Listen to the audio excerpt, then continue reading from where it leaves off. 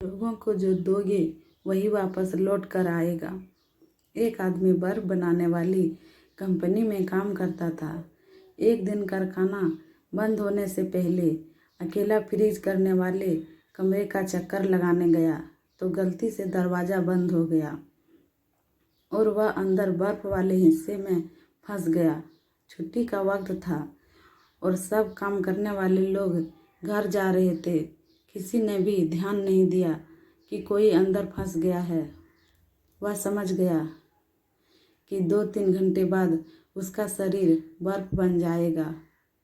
अब जब मौत सामने नजर आने लगी तो मालिक को सच्चे मन से याद करने लगा, अपने कर्मों की क्षमा मांगने लगा और कहा, मालिक, अगर मैंने ज़िंदगी में कोई एक काम भी मानवता और धर्म का किया है तो तुम मुझे यहाँ से बाहर निकालो।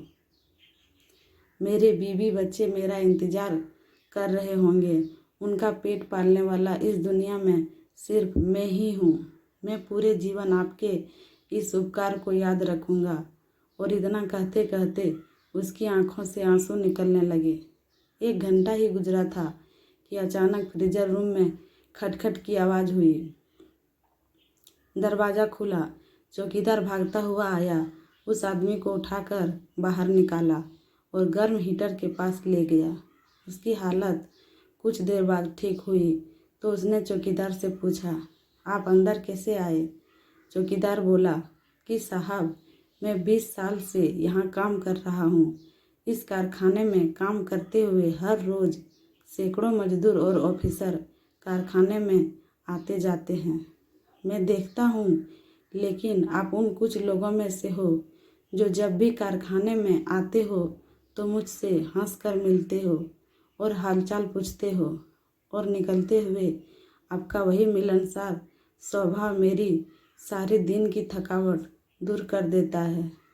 जबकि अक्सर लोग मेरे पास से यूं ही गुजर जाते हैं कि जैसे मैं हूँ ही नहीं।